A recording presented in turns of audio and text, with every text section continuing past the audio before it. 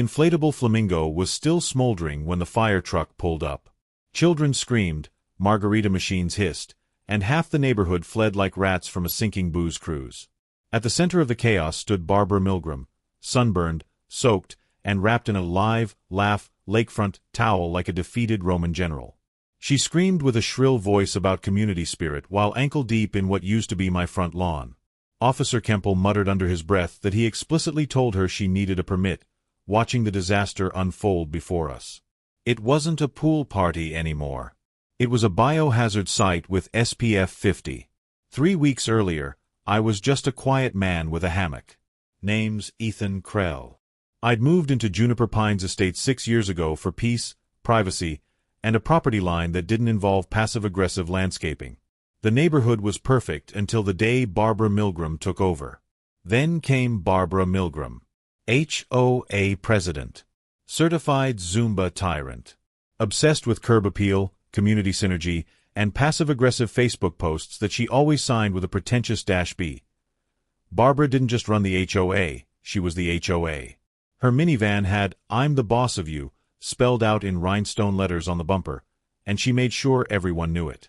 Her latest mission was my backyard, and she approached it with the determination of a general planning an invasion. It started with concerns delivered in an overly sweet tone that barely masked her condescension. First, a letter about my hammock being a potential entanglement hazard. The language was so ridiculous I had to read it 3 times to believe someone actually wrote it. Then came a fine for unregistered flora because I'd planted basil near the fence. Apparently, herbs required HOA approval forms submitted in triplicate. When that didn't break me, Barbara escalated with increasing desperation. She claimed my rain barrel violated water aesthetics, whatever that meant. She peered over my fence at 6:42 every morning like clockwork, clipboard in hand, making notes with aggressive pen strokes. Once, I caught her crouching in my azaleas with binoculars and a GoPro strapped to her pug, whispering instructions to the dog about documenting code violations. Then she got bold with a confidence that suggested she'd lost touch with reality entirely. She announced with great fanfare a community unity splash bash that would take place in my backyard. Without asking. Without permission. Without any legal right whatsoever. Apparently, the HOA had voted to use my lawn for the Juniper Pines summer kickoff pool party. When I asked when this vote happened, she just handed me a flyer covered in glitter glue with a picture of Kevin Costner from Waterworld, as if that somehow explained everything. Her smile was so wide it looked painful, and she spoke with the tone of someone who'd already decided the conversation was over before it began. I said no with absolute clarity. My voice was firm, professional, and left no room for misinterpretation. Barbara, naturally, said yes anyway with the kind of dismissive wave that suggested my opinion was merely a suggestion. She claimed the shared green space clause in the HOA charter allowed temporary recreational activities, a clause she clearly made up while microwaving her lean cuisine the night before. When I asked to see this clause in writing, she huffed with indignation and said the documents were being updated and I'd see them soon enough. Then the pool arrived like an invasion force at dawn. By pool, I mean 3 above-ground monstrosities that looked like they'd been purchased from a liquidation sale, a slip-end slide duct taped to a sprinkler system that violated at least 3 safety codes, and something that looked suspiciously like a stolen hotel hot tub with the logo poorly spray-painted over. They dug up my lawn with the enthusiasm of archaeologists who'd found gold. They trampled my prize-winning irises that I'd spent 3 years cultivating. She hired a DJ named DJ Grout who showed up in a van that leaked mysterious fluids. Children screamed with sugar-fueled chaos. An adult man who had to weigh at least 250 pounds cannonballed directly onto my herb garden, destroying months of careful cultivation in seconds. So I called a guy with the calm determination of someone who'd reached their limit.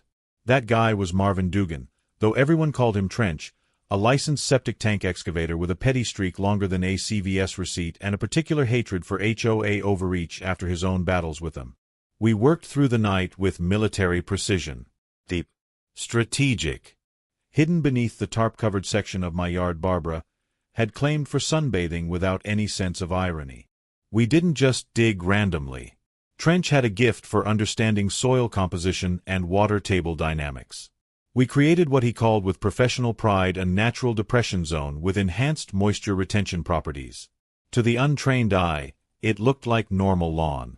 To anyone who stepped on it after we activated the irrigation system, it would become something else entirely.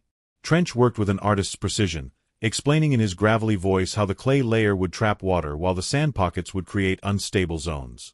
He'd done this before, he admitted with a grin, for other victims of HOA tyranny.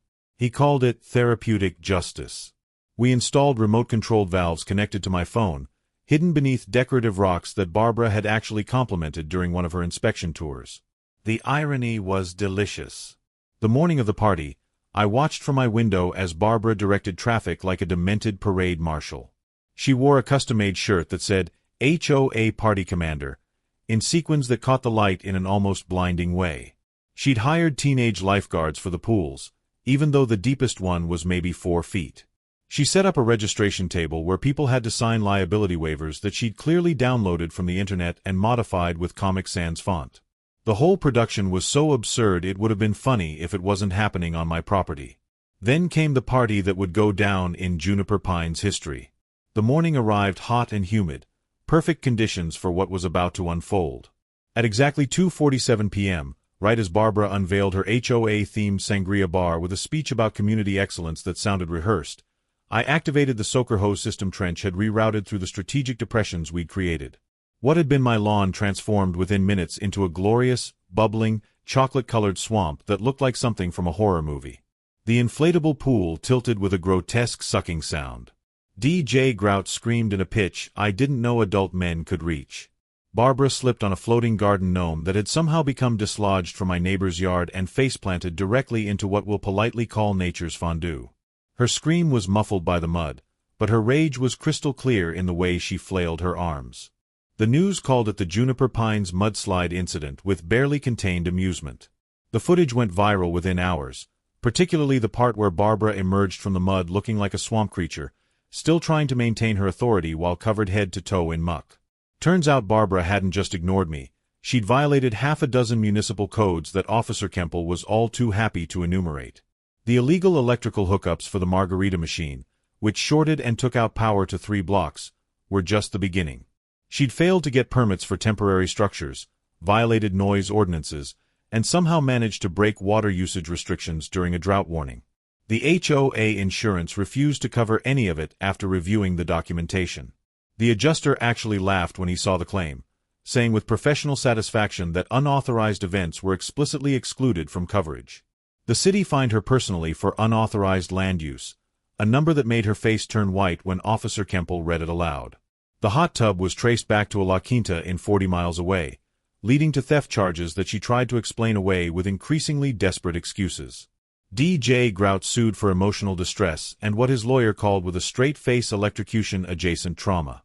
The other party attendees formed a class action for property damage to their designer swimwear and emotional suffering from the incident. Barbara tried to blame me with the desperation of someone watching their world collapse. She ranted about sabotage and conspiracy until Trench produced the footage from her own GoPro, which she'd left running while yelling with crystal-clear audio, "Screw Ethan and his stupid property rights," before slipping into the abyss. The footage also showed her explicitly stating she didn't have permission but didn't care because she ran this neighborhood. Barbara was formally removed as HOA president in an emergency vote that took less than 5 minutes. The final tally was 47-1, with Barbara being the only vote in her own favor. Her replacement was Doug Tinsley, the 74-year-old widower with a koi pond and zero tolerance for nonsense who immediately reversed all of Barbara's recent initiatives. The city fines totaled $18,000. The civil lawsuits were still pending, but her lawyer told her to expect at least another $30,000 in settlements. She stood in the community center, still finding mud in her ears 3 days later, as the vote results were read. Her mouth opened and closed like a fish gasping for air, no words coming out as the reality of $47,000 in total damages sank in.